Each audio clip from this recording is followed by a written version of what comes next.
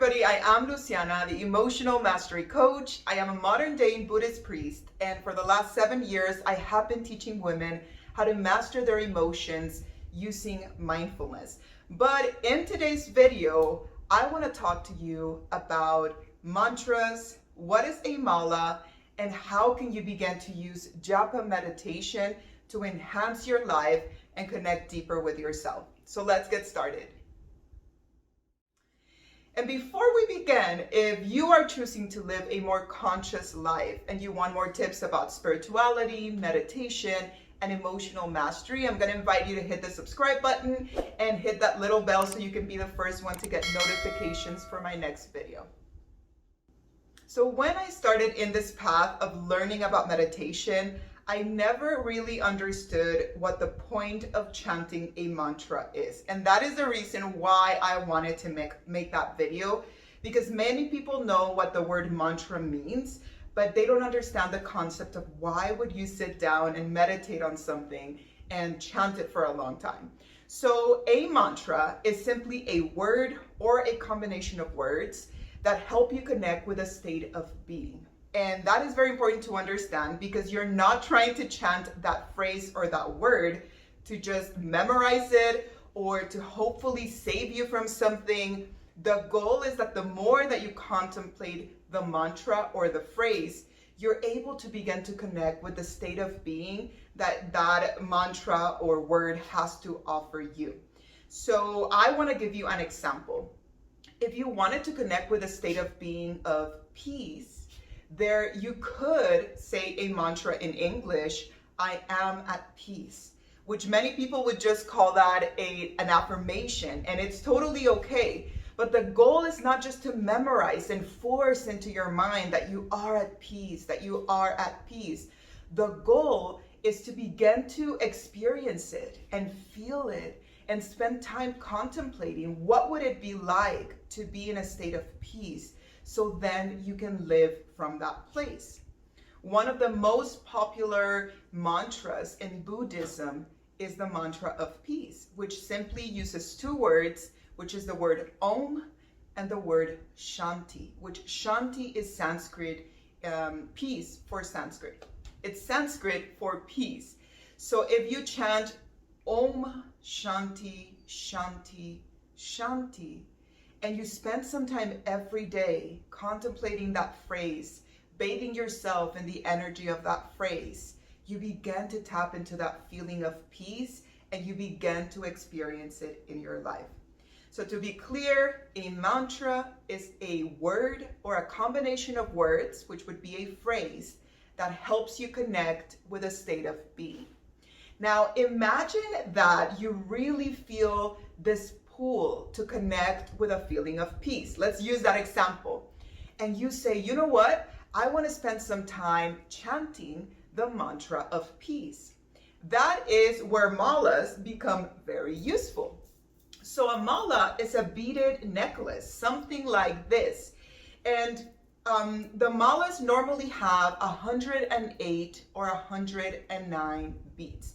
It really depends on who made it. It really depends on the tradition. Malas and mantras are usually used in Buddhism and in Hinduism. So, and many other spiritual traditions, but those are the most popular. And the reason for the number of beads has to do a little bit with the representation of the number 9. So if you have 108 beads, the total number of that 108 is the number 9.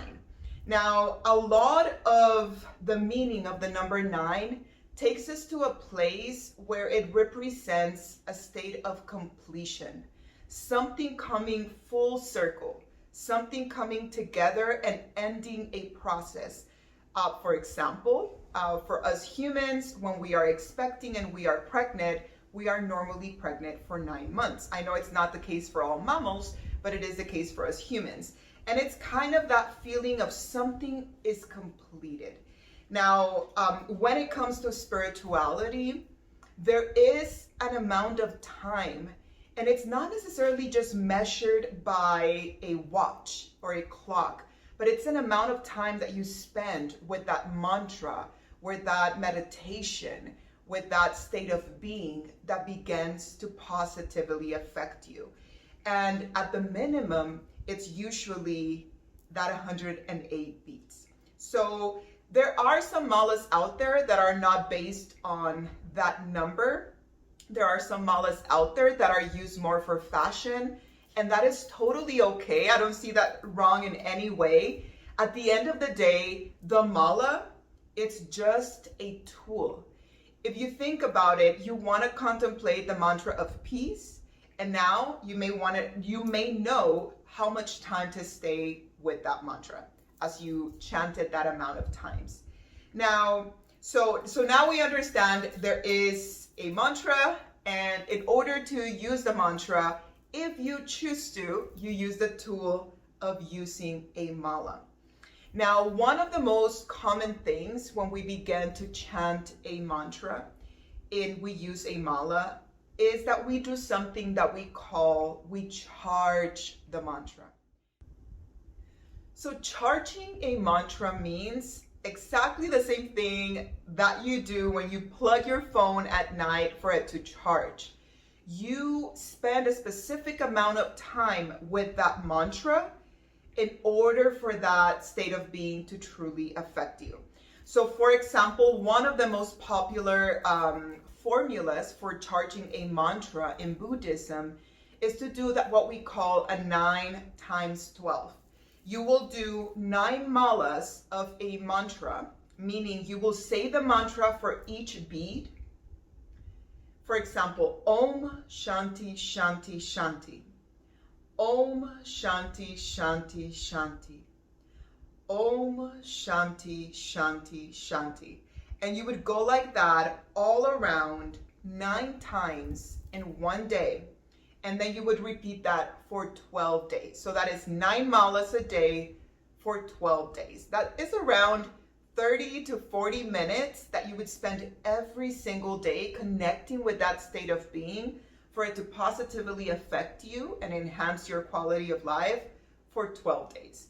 It's almost like building a friendship or a relationship. So that is how you would use it. Now, do you have to do that? Will something bad happen if you don't do it? Not really. That's just in the way that we traditionally do it. Sometimes I tell people it's better to just do one mala, or it's better to not even use the mala and just contemplate the mantra than not do anything at all when you know that when something within you is already calling you and you know that you want to explore more different states of being.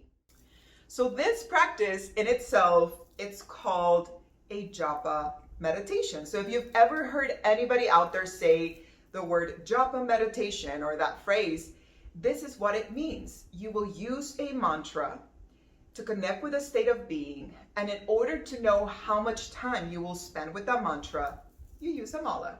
And then one of the things that I love is that, for example, when I am charging a mantra, I like to wear my mala throughout the day, because then it reminds me if I am busy throughout the day, at night when I come home and I take it off, I am reminded it's time to do my practice. That time has arrived. Now, one thing that I want to mention is that if you've ever seen the little bracelets that are, that look like a mala, but they're a tiny little bracelet, those are also useful for specific processes. So there's specific mantras that you only chant for 21 beats. And it's usually the mantras that are a little longer. And that is the purpose of why there's only 21 beads on the bracelets, which comes together to the number 3, which is the number of kind of the Trinity and that balance. And we have 108 or 109 malas with the big one. You will notice some of the bigger malas do have a different bead at the number 21. You may notice it, that the design of it is a little different. And so you can use your mala if you're ever charging a mantra that is only 21 beats. So I like to explain this information simply for those of you that may have those questions, but I always want to remind you that if all of the technicalities feel overwhelming and that is the reason that you don't do your practice, then forget about them. Just use what you have, just be present with yourself, And if you do enjoy a specific mantra, you can connect with that. Now, another of the biggest questions that I receive is, how do I find my mantra? There are some spiritual traditions that only give you one mantra. And that mantra, you are meant to explore it, to chant it, to sing it, to live it throughout your lifetime. And I find that to be a beautiful, beautiful concept. I personally do not practice that, even though I don't think there's anything wrong with that. I believe that each mantra has the ability to teach us something different. And I love that. And I've learned so much from all different mantras that I've used throughout the years. So what I normally teach my students is learn different mantras and see which one you may need a specific time in your life. When you spend a little time charting each mantra, you begin to build a toolkit. And there is the possibility of you having different tools and resources to use whenever it is that you may need them. So I hope that this video answered all of the basic questions about what is a mantra, what is a mala, and even how to begin to use it. If you have any additional questions, let me know. And as I'm closing, I'm remembering the biggest question that I get after somebody already started charging a mantra, and I want to answer it in this video. So let's go back so I can share this with you. And that is, Luciana, I started charging my mantra, and I've been doing it for 9 days, and then I skipped a day. Like, I went out of town, I got distracted, I forgot. Can I still continue the full charge of the 12 days? The answer is yes. If you are charging your mantra, you are on day 9, 5, whatever the day, and you skip one day, no problem, continue charging it. And when you arrive to day 12, you just add the day that you missed at the end. Now, if you miss more than 2 days, like you skip day, let's say you were on day 9, you skip day 10 and day 11, then you will have to start again from the beginning. Because the idea is to not go more than 24 hours without spending time with the mantra. So I hope this is helpful. If you have any questions at all, please put them in the comments below, because I would really, really like to chat with you and clarify anything out there. And one of my biggest goals in this channel is to begin to share with you different mantras, and in that way offer you the initiation, which simply means giving you wisdom about that mantra so you can begin to explore them and use them in your life. I hope all of you have a beautiful, beautiful day, and I will see you soon.